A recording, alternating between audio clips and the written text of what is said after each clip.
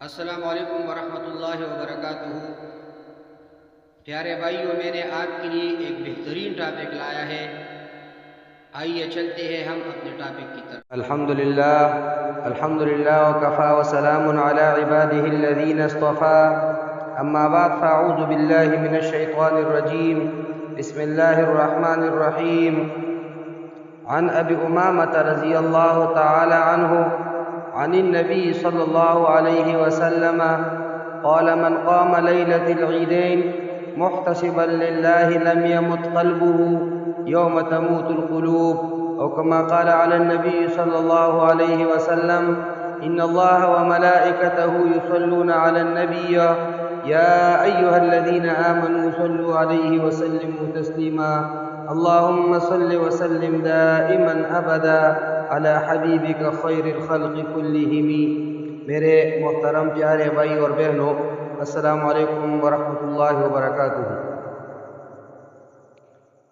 میں نے آپ کے سامنے ابن ماجہ 1782 نمبر حدیث پیش کی، جس کا ترجمہ اور مختصر سا تشریح پیش کروں گا انشاءاللہ العزیز۔ لفظ عید کی لغوی مفہوم میں لوٹنا شامل ہے، جہاں ہر سال اس دن کے آنے اور پلٹنے کی وجہ سے اسے عید سے موسوم کیا جاتا ہے۔ وہی مہینہ بھر کی روحانی ریاضتوں اور نفسانی و اخلاقی طہارتوں و پاکیزگیوں کے بعد ایک نئی روحانی زندگی کی عود کر آنے کی وجہ سے بھی اس دن کو عید کہا جاتا ہے، یعنی رحمت، مغفرت اور جہنم سے خلاصی کے عشروں کی سعادتوں سے بہرور ہوئی اور گناہوں کی کثافتوں سے پاک و صاف ہو جانے کے بعد دوبارہ ایک نئی پاکیزہ زندگی عطا ہوتی ہے، جس کی وجہ سے بھی اس تاریخی دن کو عید کہا جاتا ہے۔ دیگر اقوام کی طرح ہماری عید محض اظہار مسرت، رقص و سرود یا موج مستی و تعیشات کا نام نہیں ہے، بلکہ ہمارے مذہب میں عید کی بنیاد روح کی لطافت، قلب کی تزکیہ، نفس و بدن کی طہارت، ایثار و ہمدردی، ہر ایک سے اظہار محبت، ہمدردی، آپسی اتحاد و اتفاق، ملی اجتماعیت و وحدت، عجز و انکسار اور خشوع و حضور پر قائم ہے۔ یعنی عید صرف علامتی خوشی اور رواجی مسرت کا دن نہیں، بلکہ مذہبی تہوار، ملی شعار اور عبادتوں کے بدلے کا دن ہے۔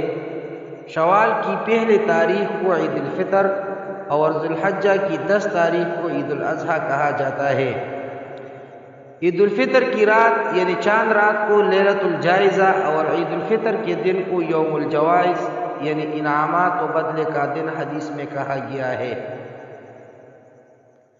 حضرت ابن عباس رضی اللہ تعالی عنہ سے موقوفاً مروی ہے، یوم الفطر یوم الجوائز، عید کا دن یوم الجوائز یعنی انعام ملنے والا دن ہے۔ کنز العمال۔